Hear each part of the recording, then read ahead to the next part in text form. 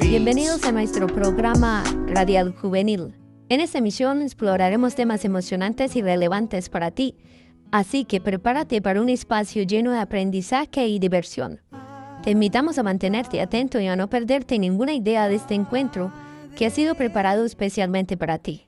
Dios te ama y te invita al encuentro sacramental de la reconciliación. Ir sin rumbo y sin fronteras, alejado de tu amor.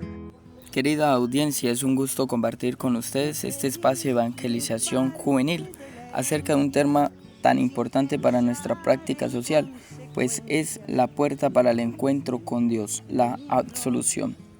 Quisiera iniciar este programa para que traigamos a nuestra memoria la parábola del Hijo Pródigo del Evangelio de San Lucas, capítulo 15, versículo del 11 al 32, pues es pieza clave para este encuentro de reflexión. Les contó también lo siguiente: un hombre tenía 2 hijos. El menor de ellos dijo al padre: «Padre, dame la parte de la hacienda que me corresponde». Y el padre le repartió la hacienda. Pocos días después, el hijo menor lo reunió todo y se marchó a un país lejano, donde malgastó su hacienda, viviendo como un libertino. Cuando se lo había gastado todo, sobrevino una hambruna extrema en el país y comenzó a pasar necesidad. Entonces fue y se ajustó con uno de los ciudadanos de aquel país, que le envió a sus fincas a apacentar puercos.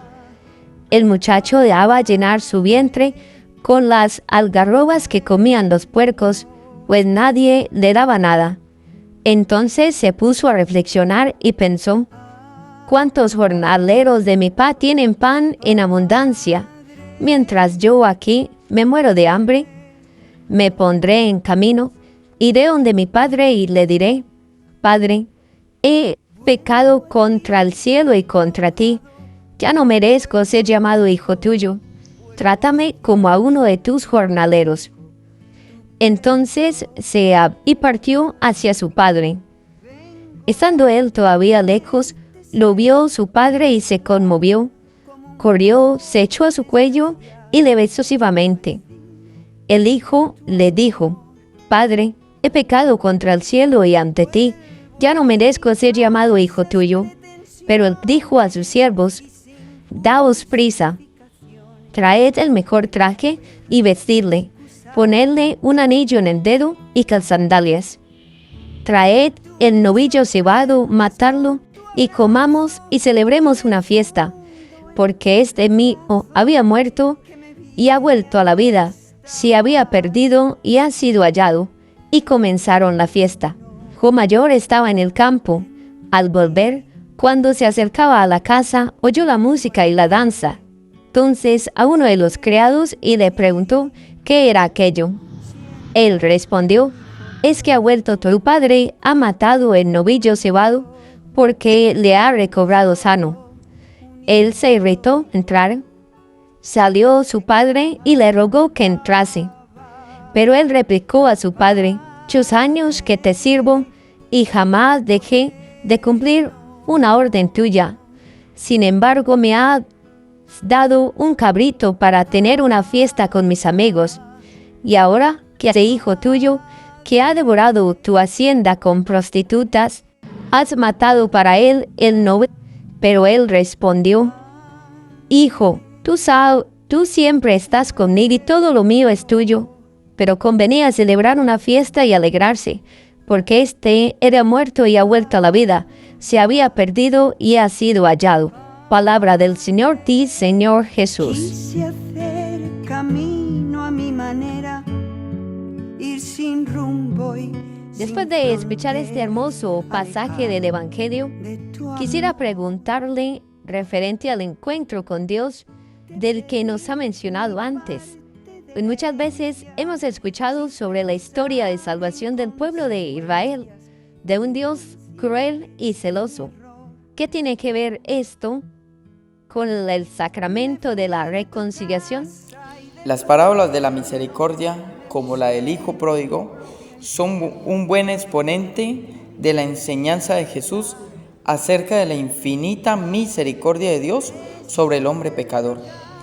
El Nuevo Testamento recoge la enseñanza del Antiguo Testamento en torno al Espíritu de Yahvé y concentra su atención en que el Espíritu es un ser personal que descansa sobre el Mesías y cuya manifestación plena caracteriza los tiempos mesiánicos. Partamos entonces de un fundamento histórico.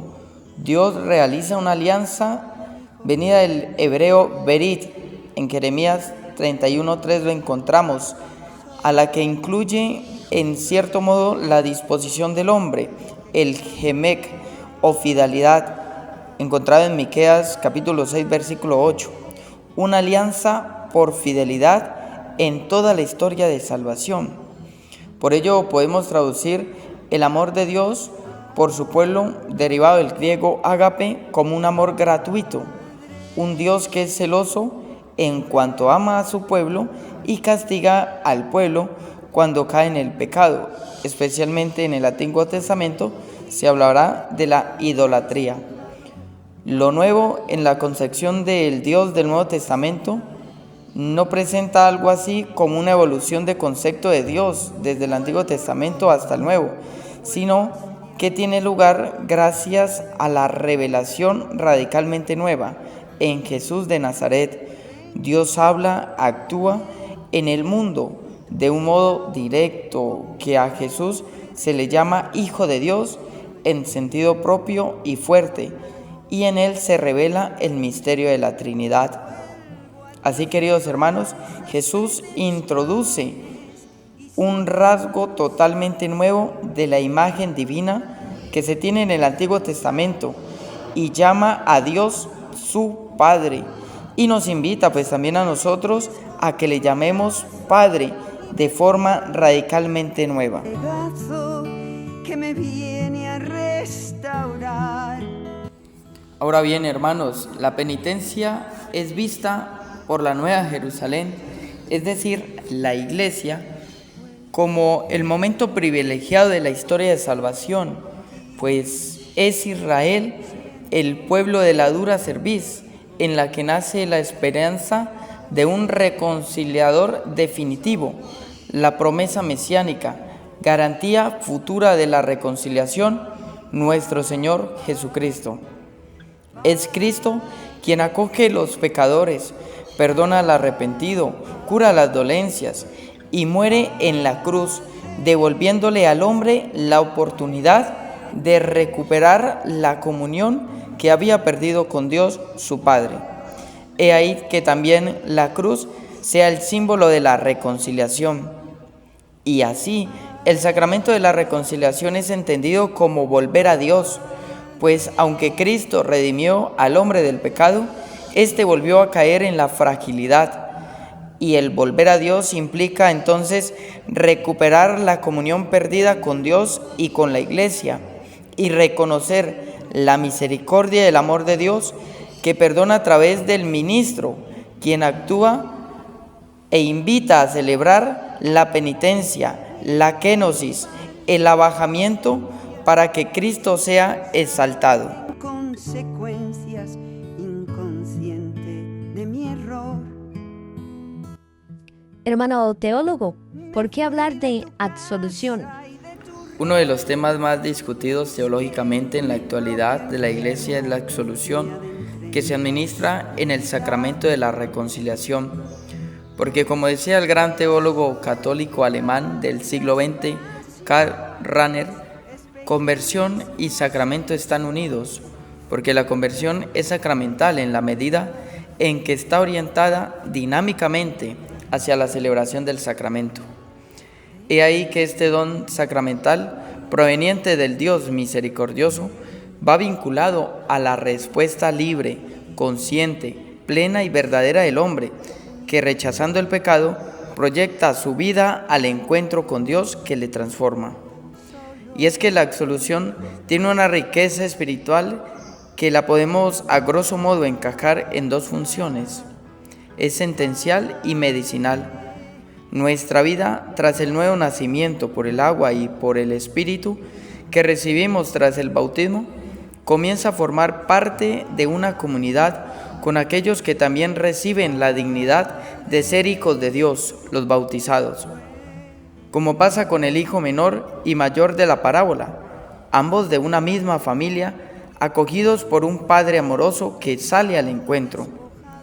Ya que somos comunidad, cuando uno de nosotros cae en pecado, afecta a todos, y cuando uno se convierte, beneficia a toda la Iglesia Santa. A proponerte ser tu esclavo como un pobre de... La absolución es medicinal en cuanto libera del pecado, vinculando al hombre directamente con Dios, acercándolo a su misericordia.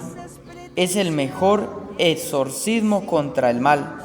Por ello se puede entender el pecado proveniente del griego amartías como algo torcido, que quebranta la relación del Padre con el Hijo, que oculta la dignidad de hijos de Dios, que irrita y saca del encuentro familiar.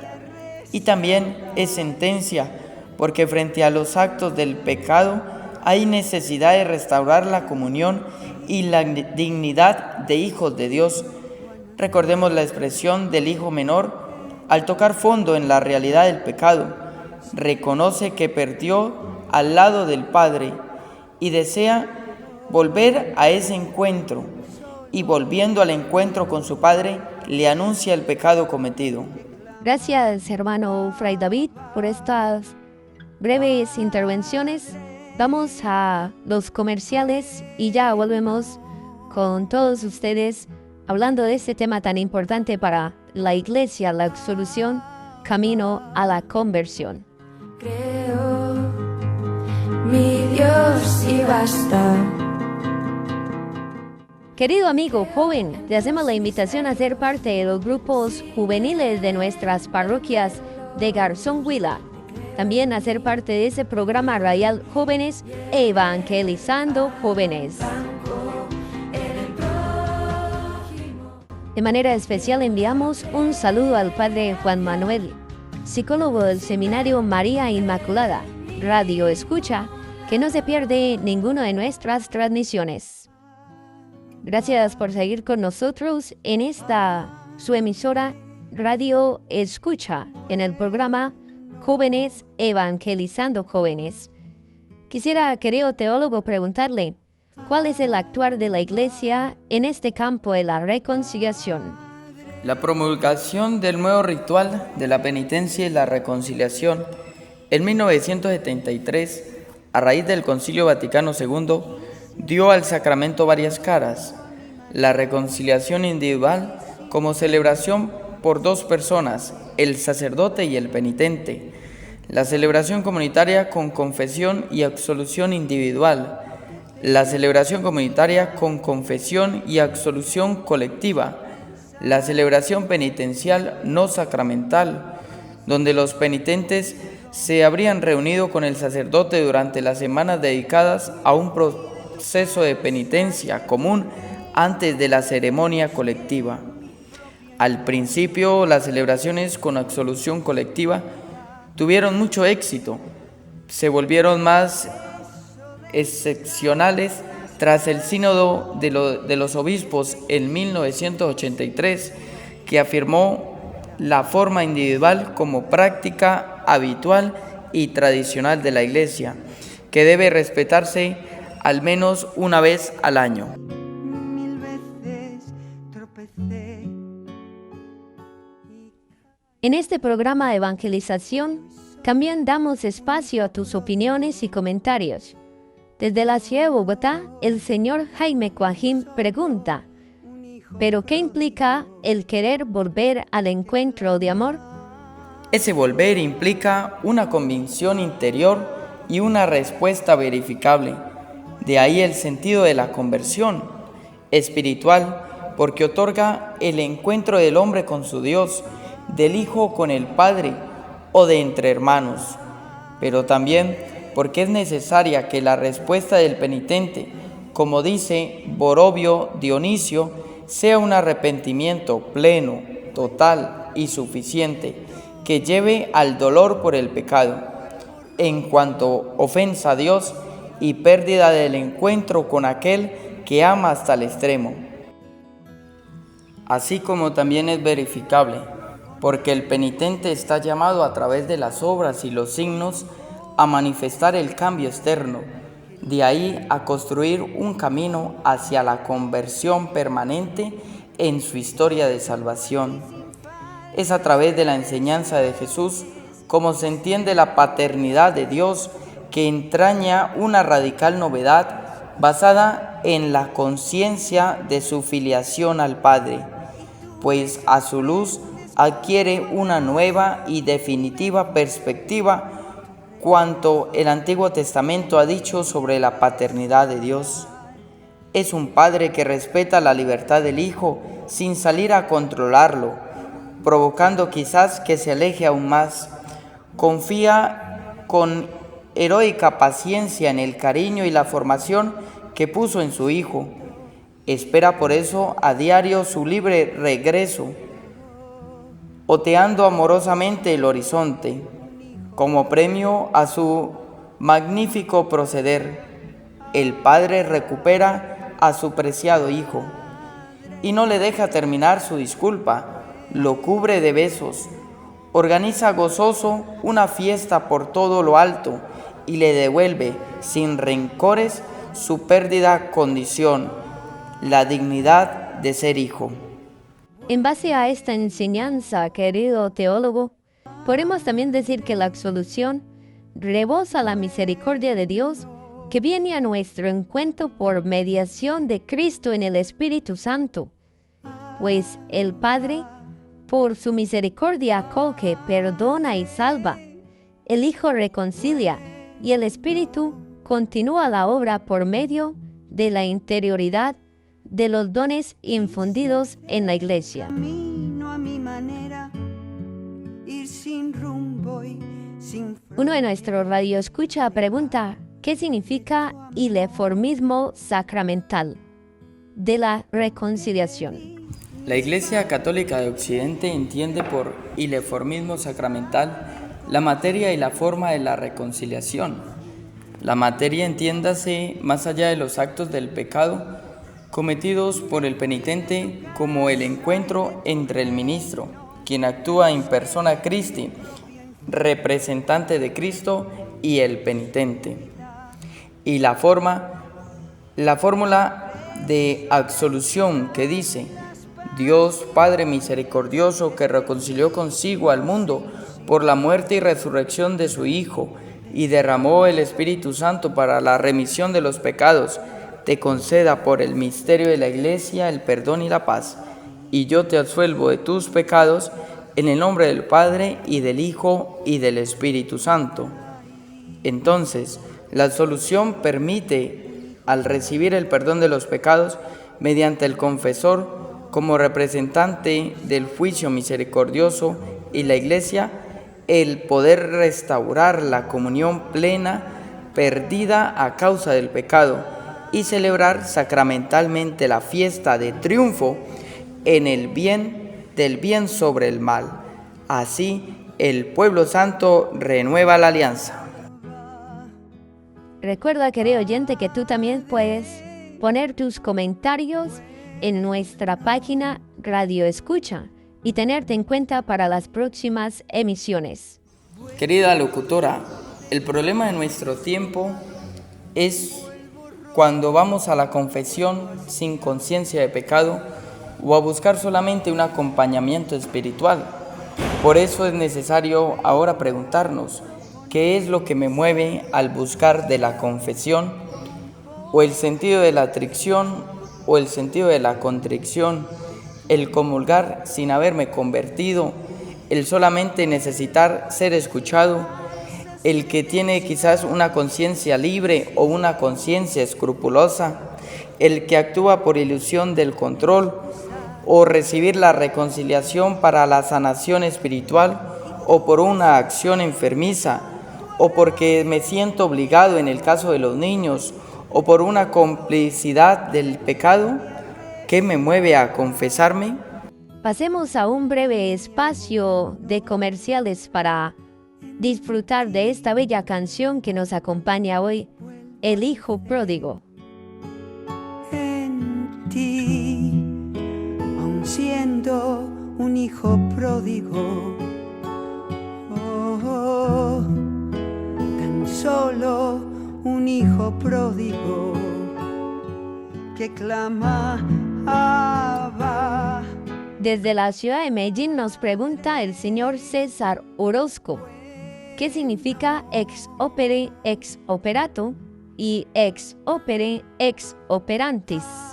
Gracias, hermano César, por estar conectados con nosotros en Radio Escucha, en esta plataforma de jóvenes evangelizando jóvenes. Estos dos términos utilizados en latín nos sirven para entender la acción misericordiosa de Dios por medio de la absolución que quiere compartir con ustedes. Ex opere, ex operato, está unida a todo sacramento, porque es la gracia que depende solo de Dios y que es otorgada a los hombres por medio de la Iglesia. En cambio, ex opere, ex operantis, es la respuesta humana a la gracia de Dios. En cierta manera, depende de las disposiciones y la colaboración del penitente. Tanto ex opere, ex operato, como ex opere, ex operantis van muy de la mano, pues la gracia de Dios está unida a la respuesta del hombre, como el padre que espera la llegada de su hijo y el hijo que, consciente de su error, se pone en camino a la conversión y vuelve al regazo de su padre.